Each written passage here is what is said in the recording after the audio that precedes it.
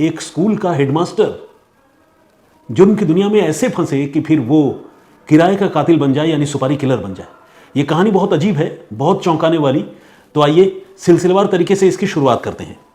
बात साल 2010 की है और 2010 में मुंबई पुलिस के क्राइम ब्रांच को एक खुफिया जानकारी मिलती है, एक सूचना मिलती है।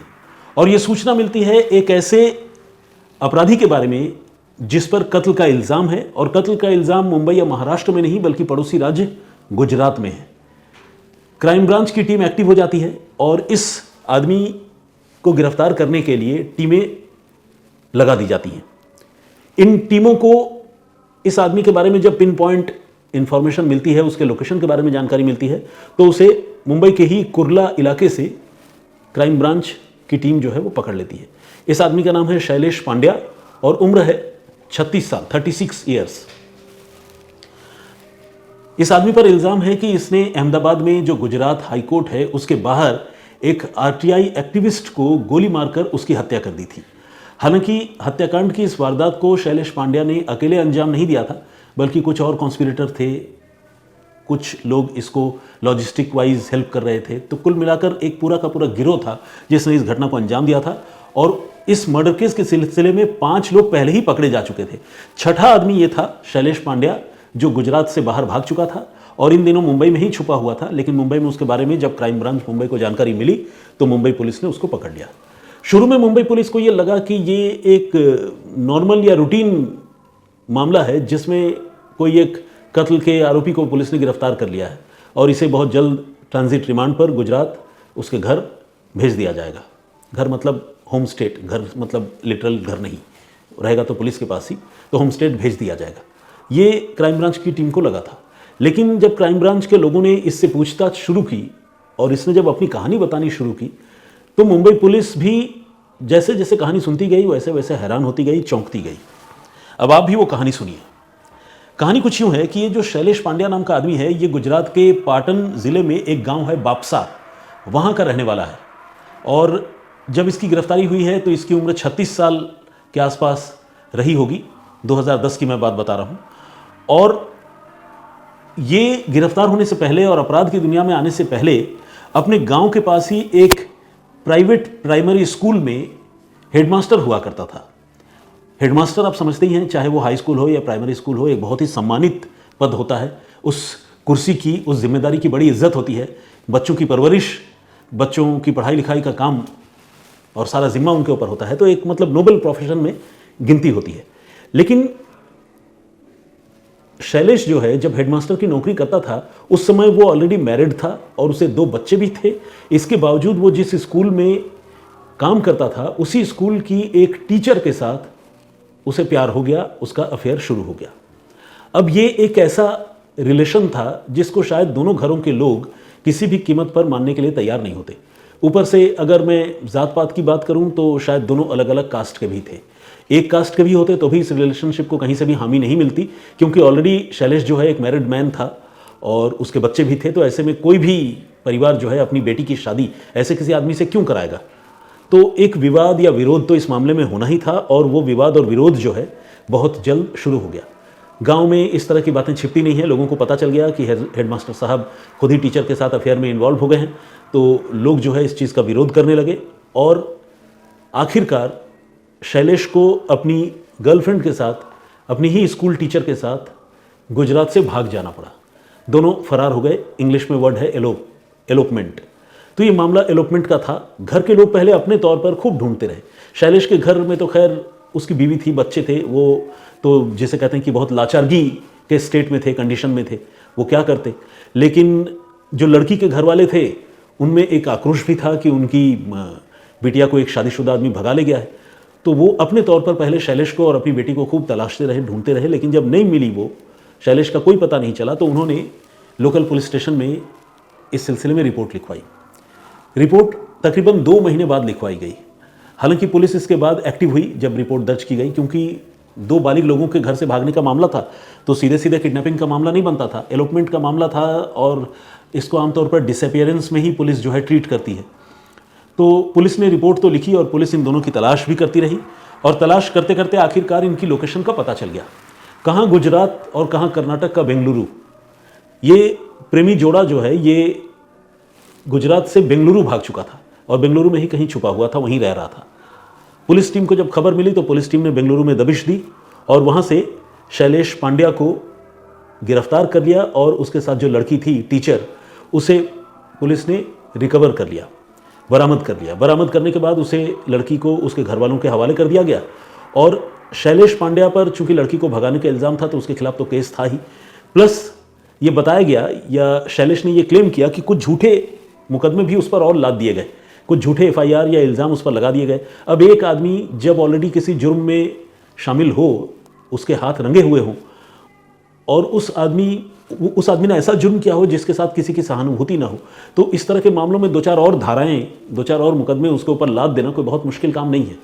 तो शैलेश के साथ वही हुआ, उस पर कुछ और भी मुकदमे कथित तौर पर लाद दिए गए और वो काफ़ी लंबे वक्त के लिए जेल चला गया। शैलेश इधर जेल चला गया, लेकिन उसका अफेयर जो है वो वन साइडेड अफेयर तो था नहीं। वो जिस टीचर के प्यार में था वो टीचर भी उससे प्यार करती थी और ये जानते हुए प्यार करती थी कि वो शादीशुदा बाल बच्चेदार आदमी है। तो टीचर जो है वो अपने प्रेमी के जेल चले जाने से और उस पर झूठे मुकदमे दर्ज कराए जाने से काफ़ी दुखी थी, काफ़ी आहत थी और उसने एक ड्रास्टिक स्टेप, एक बहुत भयानक कदम इसी इमोशन में, आउट ऑफ इमोशन में उसने उठा लिया। उसने खुद को ख़त्म कर लिया। ये अपने आप में बहुत अफसोसनाक और बहुत दुखद बात थी और ये इस कहानी का एक बहुत बड़ा टर्निंग पॉइंट था। जेल में बंद शैलेश को अपनी प्रेमिका के मारे जाने की खबर नहीं मिली। उसे पता ही नहीं था कि उसकी प्रेमिका जिंदा है या मर गई है। इतना कोई कम्युनिकेशन या कोई मिलने वाले ने उसे कोई जानकारी दी भी नहीं। खैर, उसे ज़मानत हुई, वो बाहर आया और बाहर आने के बाद जब उसने अपनी गर्लफ्रेंड को कांटेक्ट करने की कोशिश की तब जाकर उसे पता चला कि उसकी गर्लफ्रेंड अब इस दुनिया में नहीं है और उसकी मिस्टीरियस कंडीशन में या सस्पिशियस कंडीशन में, रहस्यमय हालत में मौत हो गई थी। जब ये जानकारी शैलेश को मिली तो शैलेश, चूंकि ये जानता था कि लड़की के घर वाले बार बार इस रिलेशनशिप का विरोध कर रहे हैं, तो वो ये एज्यूम कर चुका था, वो ये मान चुका था मन ही मन कि ज़रूर इस लड़की को, यानी मेरी प्रेमिका को, उसके घर वालों ने ही मार डाला होगा, हत्या कर दी होगी। वो ये मानने के लिए कतई तैयार नहीं था कि उसकी गर्लफ्रेंड ने खुद को ही ख़त्म किया है। वो ये मान कर चल रहा था कि लड़की के घर वालों ने अपनी बेटी की हत्या कर दी और एक तरह से इसे वो झूठी शान के लिए किया गया कत्ल के तौर पर देख रहा था। और इसके बाद उसके मन में बहुत आक्रोश, बहुत खुंदक था और इस खुंदक की बदौलत उसने एक के बाद एक 4 लोगों को गोली मारी। ये साल था 2008 का और महीना था नवंबर का। गिरफ्तारी तो 2010 में हुई थी, ये कहानी तो 2010 में पता चल रही थी, लेकिन ये स्टोरी जो है वो फ्लैशबैक की है, इससे पहले की है। तो 2008 की ये बात थी। शैलेश ने क्या किया, लड़की के घर के 2 रिश्तेदारों को गोली मारी, अपने एक रिश्तेदार को भी गोली मारी जो इस प्यार के आड़े आता था, और साथ ही जिस गांव में वो रहता था, वापसा गांव, उस गांव का एक आदमी जो इस प्रेमी जोड़े की राह में रोड़े अटकाया करता था, उसे भी गोली मार दी। तो एक साथ 4 लोगों को उसने गोली मारी और 3 लोग जो है शूट आउट के बावजूद किसी तरह से बच गए, लेकिन एक चौथा आदमी जिसे गोली मारी गई थी, उसकी इंजरी जो है, उसकी गोली लगने की वजह से उसकी जान चली गई, मौत हो गई और ये एक कत्ल का मुकदमा बन गया। तो एक आदमी जो पहले प्यार मोहब्बत के चक्कर में फरार हो गया था, फिर झूठे मुकदमे में जेल चला गया, जेल से वो बाहर आया, बाहर आने के बाद उसने गोली चलाई, गोली चलाने के बाद एक आदमी की हत्या कर दी। लेकिन मर्डर केस जब उस पर हो गया तो वो इस बार पुलिस की गिरफ्त में नहीं आना चाहता था। वो कुछ समय पहले ही जेल से लौटा था और उसे पता था जेल की ज़िंदगी कैसी होती है, तो वो जो है लगातार भागता रहा। कभी राजस्थान गया, कभी महाराष्ट्र आ गया यानी मुंबई की तरफ, फिर कभी अपने होम स्टेट गुजरात पहुंचा, अलग अलग शहरों में रहा और फाइनली गुजरात पुलिस को धोखा देता हुआ वो जो है महाराष्ट्र में छिपकर रहने लगा। लेकिन महाराष्ट्र में रहते हुए जो है, जैसा कि मैंने आपको बताया कि एक बार जब इंसान के कदम बहकते हैं जुर्म की दुनिया में तो बहकते ही चले जाते हैं। अभी तो कत्ल का इल्ज़ाम लगा था, अब महाराष्ट्र में आकर जब वो फरारी के दिन काट रहा था, गुजार रहा था, उस समय उसके पास जो भी पैसे थे उन पैसों से वो महाराष्ट्र में आकर, मुंबई में आकर जुआ खेलने लगा। और जुआ जो है वो ताबड़तोड़ खेलता था और खूब जुआ खेलते हुए जितने भी उसके पास जमा पूंजी थी उसने सारे पैसे गंवा दिए। यानी एक के बाद एक तमाम बुरी आदतें, बुरी लतें उसको घेरती जा रही थी। और जब सारे पैसे उसके खत्म हो गए और उसके पास कोई विकल्प नहीं बचा, तो फिर वो फिर से अपने होम स्टेट गुजरात पहुंचा और वहां पर भी वो पुलिस से छिप कर रह रहा था, क्योंकि उसे पता था कि वो अगर पकड़ा गया कत्ल के मामले में तो उसे जेल होगी और लंबी जेल होगी। तो वो पकड़ा नहीं जाना चाहता था। लेकिन हाइडिंग में रहते हुए ही, छुप कर रहते हुए ही उसकी मुलाकात एक और पुलिस वाले से हुई, और इस बार एक ऐसे पुलिस वाले से हुई जो पुलिस वाला खुद जो है वो क्रिमिनल माइंडेड था। इस पुलिस वाले ने शैलेश पांड्या को एक ऑफर दिया, और ये ऑफर जो है लाखों रुपए का था।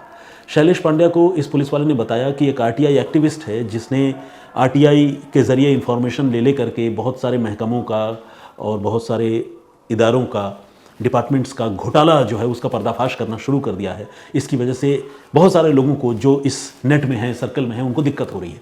तो इस आरटीआई एक्टिविस्ट को मुंह बंद कराने की काफ़ी कोशिश की गई। ये मानता नहीं है, इसे रास्ते से हटाने, इसे गोली मारनी है। बोलो तुम ये काम करोगे, अगर करोगे तो लाखों रुपए मिलेंगे।